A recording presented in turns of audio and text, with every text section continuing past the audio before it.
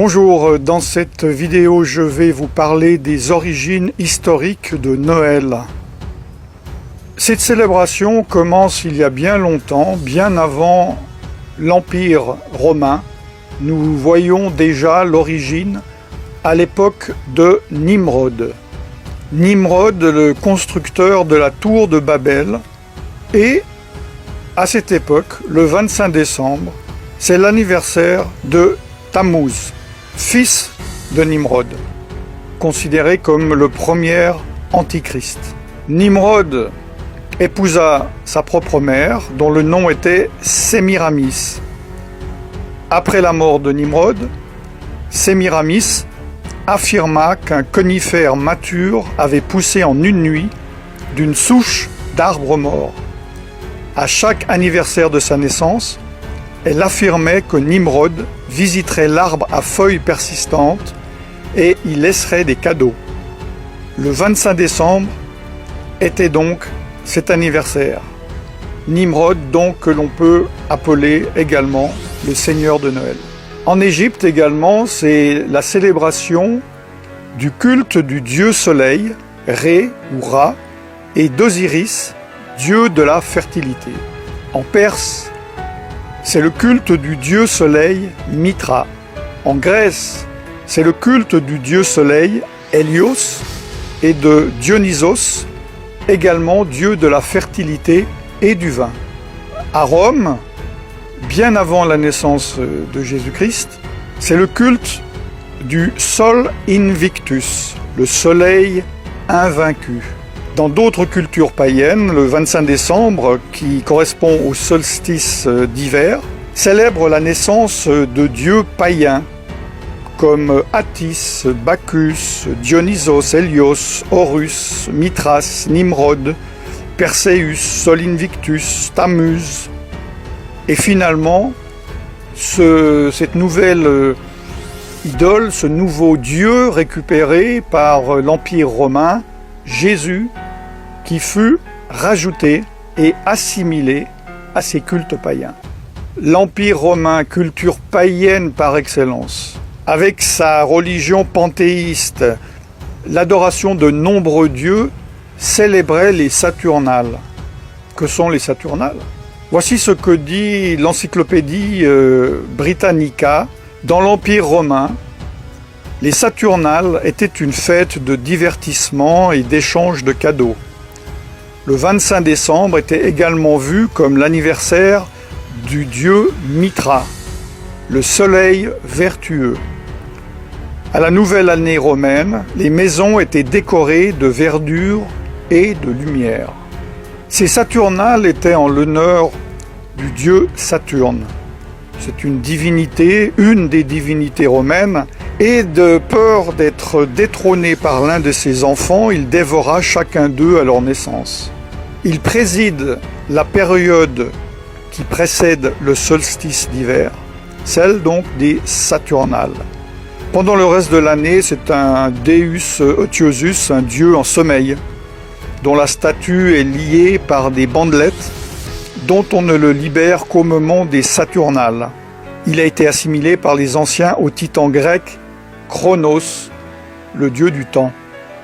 Saturne est un impulseur de bien, aspect que l'on retrouve dans les réjouissances et les cadeaux des Saturnales, des fêtes de divertissement et d'échange de cadeaux. Ces Saturnales étaient considérées comme joyeuses, car elles étaient pratiquées dans l'ivrognerie et la débauche.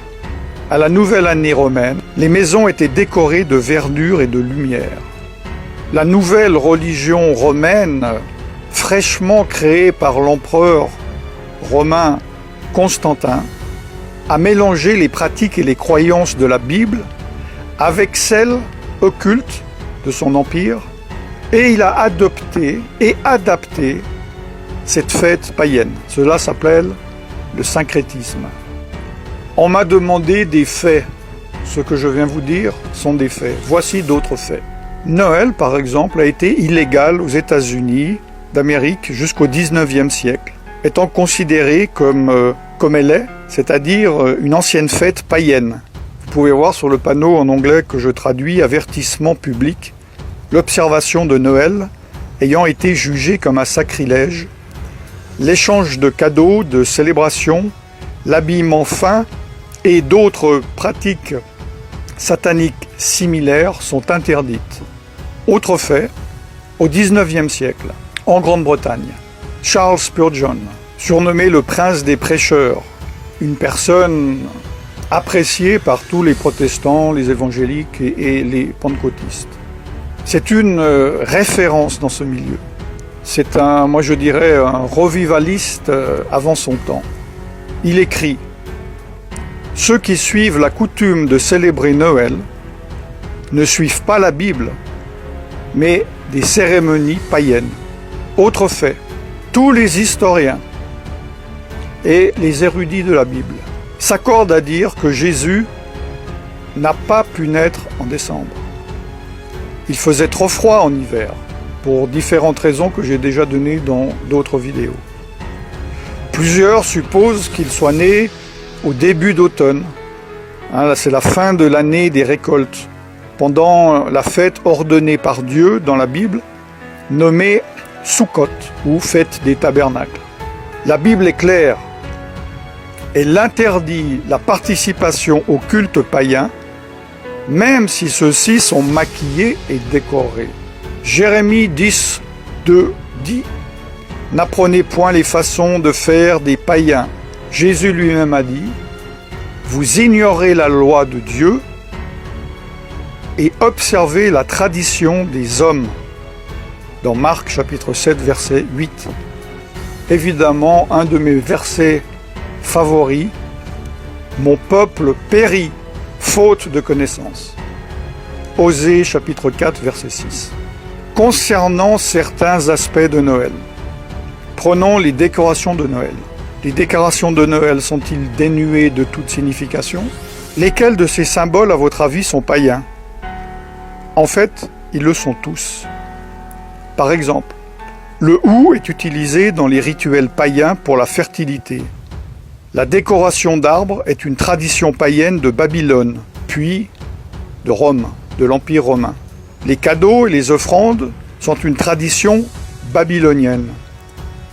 Le sapin est le symbole païen de la fertilité. Même les bûches de Noël, est une coutume païenne de sacrifice sur le bûcher. Venons-en au Père Noël, tellement aimé des petits et des grands. Le Père Noël est-il libre de toute religion? Beaucoup de personnes croient que le nom de Saint Nicolas se réfère à l'évêque de Nicolas de Myre. J'en ai déjà parlé dans d'autres vidéos. Mais les historiens déclarent que ce personnage est une pure légende.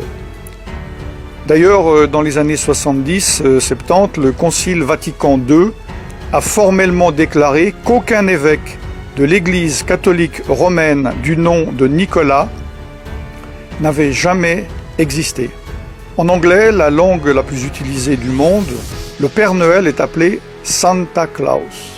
Santa, dans les jeux ésotériques, est l'anagramme de Satan. Selon l'encyclopédie, le nom de Santa était le surnom pour le Nimrod, dont je vous ai parlé en Asie mineure, qui avait les caractéristiques d'avoir une longue barbe, une reine, pas la femme d'un roi, mais l'animal, sans oublier qu'il est né, comme je vous l'ai dit, le 25 décembre. Le Père Noël est connu dans notre culture comme étant éternel. Comme un Dieu, il connaît toutes nos actions. Comme un Dieu, il juge nos bonnes ou nos mauvaises actions. Il est donc représenté sans que les personnes ne se rendent compte, comme étant omniscient, omniprésent et omnipotent. Ces qualités n'appartiennent qu'à Dieu lui seul. Les enfants prient Santa afin qu'ils obtiennent des cadeaux, des faveurs, des bénédictions, au lieu de prier Dieu. Comme j'espère vous le savez, le Père Noël, sous sa forme actuelle, joviale, obèse, a été créé de toutes pièces dans les années 30 par la société Coca-Cola pour vendre ses bouteilles de boissons. N'oubliez pas, chers frères et sœurs, que la parole de Dieu dit « Je suis l'Éternel votre Dieu, et tu n'auras pas d'autre Dieu que moi ». Exode chapitre 20, versets 2 à 3. Dieu également a fixé des fêtes. En tant que chrétien, vous pouvez très bien dire qu'elles ne sont pas applicables vu que vous êtes sous sous la nouvelle alliance. Je ne vais pas traiter de cela.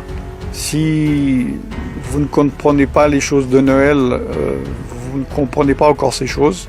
Mais Dieu, dans Lévitique, tout le chapitre 23, a parlé de ces fêtes, les temps que lui-même a fixés, son calendrier. Le calendrier du Dieu dont vous dites être son enfant. Pourquoi vous rassemblez-vous dans le calendrier que Satan a fixé, au lieu de vous rassembler dans le calendrier que Dieu a fixé?